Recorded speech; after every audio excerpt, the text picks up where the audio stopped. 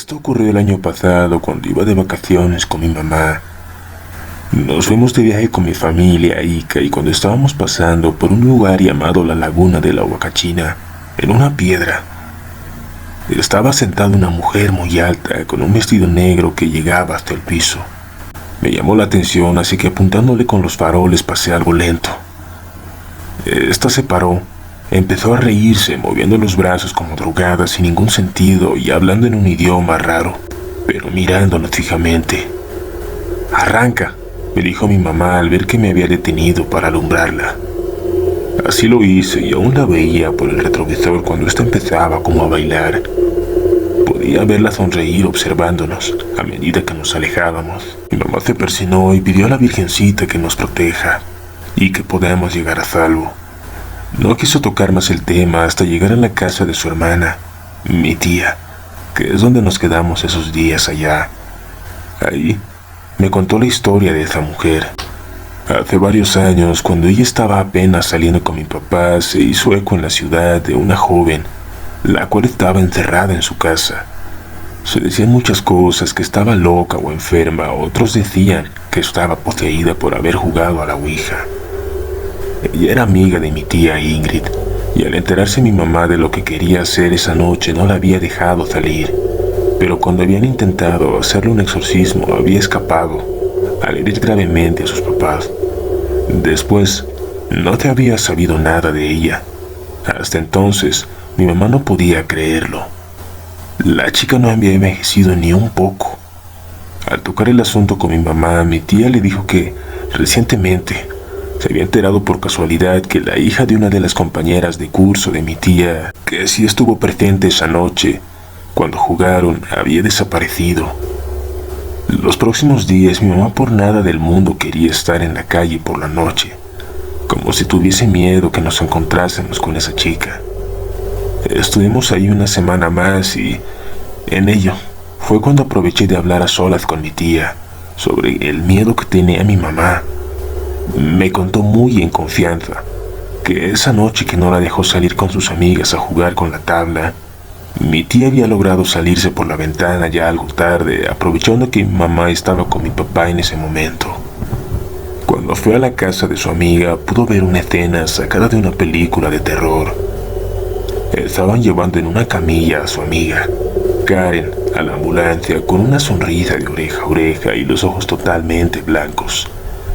Había tenido pesadillas, al igual que mi mamá y el resto de sus amigas con esa chica. Lo demás, ya mi mamá me lo había contado. Además de los exámenes psicológicos, intentaron hacerle un exorcismo, pero el resultado fue garrafal, ya que terminó hiriendo a sus padres con un arma punzocortante y escapando a quién sabe dónde. Mi tía me cuenta que ella dejó de tener pesadillas a la semana, pero mi mamá no. Solía tener terrores nocturnos con esa amiga, con Karen, razón que después la motivó a mudarse con mi papá a otra ciudad con motivos de un salario mejor remunerado.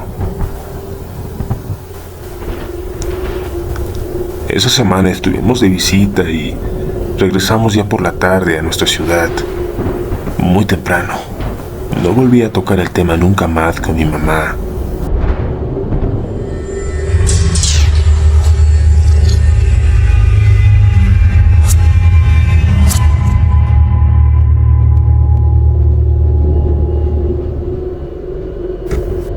Estaba en el colegio, mi profesor tenía la costumbre de hacer reuniones con los padres de familia después de las 6 p.m.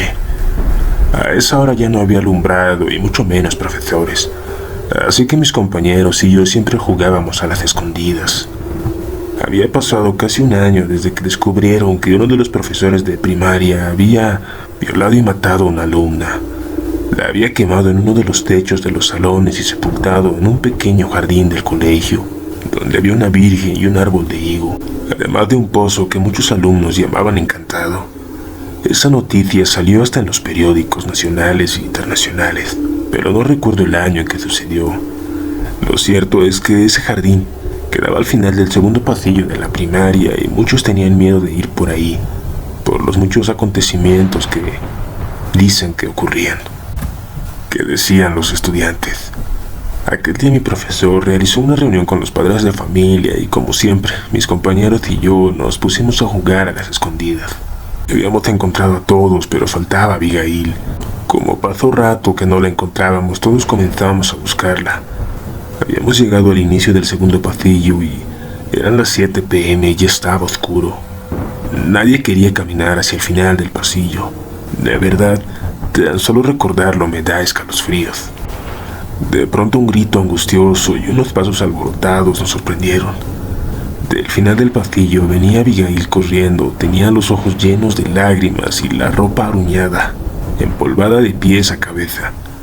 Gritaba solamente: «Mamá, mamá». Cuando vio a su mamá, la abrazó y le dijo llorando que un niño la venía persiguiendo. Nadie entendía. Le dieron agua y le hicieron oler alcohol hasta que por fin se calmó y contó lo siguiente. Me fui a esconder al pozo. Sabía que ahí nadie me iba a encontrar, cuando de pronto escuché que alguien se estaba riendo detrás de mí. Volté la cabeza hacia el jardín para ver quién era, pero nadie estaba. Las risas siguieron. Me paré para moverme del lugar y de pronto, entre las ramas vi dos ojos brillantes y rojos. Me asusté y retrocedí, pero estaba paralizada. Fue cuando vi a un niño salir. Era de colores, que venía hacia mí. Traté de correr, pero me hizo caer. Me estaba arrastrando hacia el jardín. No hablaba y solamente se reía. Me paré y empecé a correr, pero las piernas me temblaban y ahí fue cuando interrumpió su relato para taparse la cara y ponerse a llorar nuevamente. Después de eso, todos, incluyendo al profesor, fuimos al jardín, pero no había nadie. La noticia del duende de colores dio vuelta a todo el colegio esa semana, y al poco tiempo un padre llegó y echó agua bendita por todo el lugar. Él decía que tal vez la niña que enterraron ahí no estaba descansando en paz y por eso sucedieron esas cosas. Luego de eso, me cambiaron de colegio, pero según algunos, ese duende del jardín aún sigue rondando.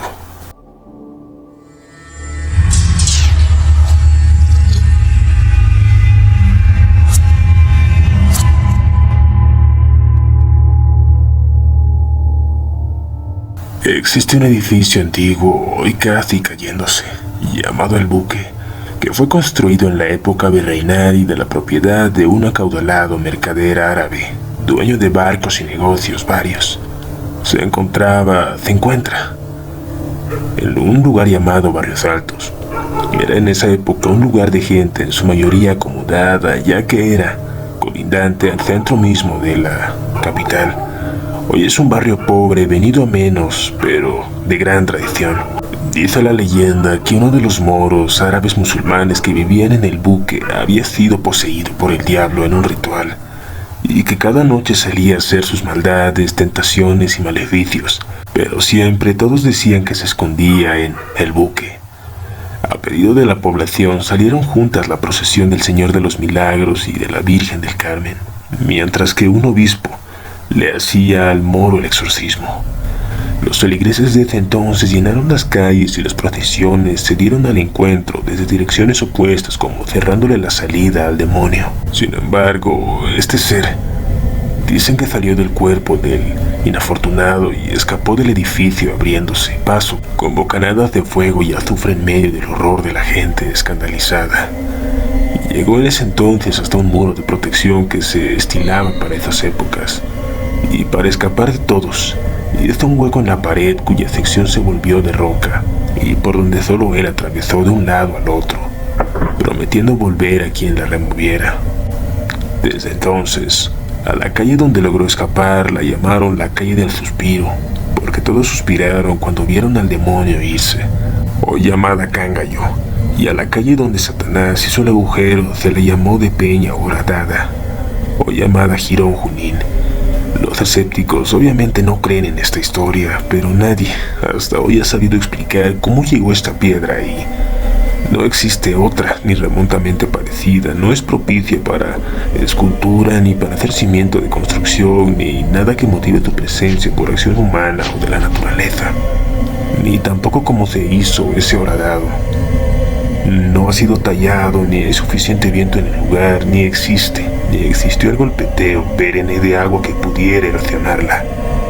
Se pretendió hace muchos años el removerla y extraños sucesos hicieron que se prefiriera mantenerla en su lugar.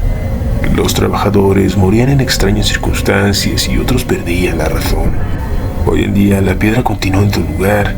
Nadie se anima a retirarla, pese a que en la actualidad se construyó un grifo, pero prefirió dejarla para evitar problemas con lo desconocido. La piedra se puede visitar y tocar, pero la leyenda urbana dicen que es preferible no meter las manos por el hueco y jalar la piedra, como si se pretendiera removerla, cosa que es muy difícil, porque hasta el día de hoy, los que se atreven mueren en extrañas circunstancias y padecen accidentes ilógicos. Muchos terminan perdiendo la razón.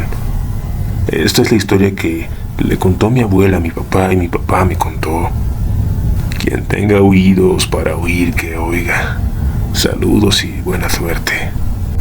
Comunidad, estos han sido los relatos de la noche. Y al mandar un saludo a Comino Especies y a los nuevos suscriptores. No me despido sin antes agradecer por mandar sus historias.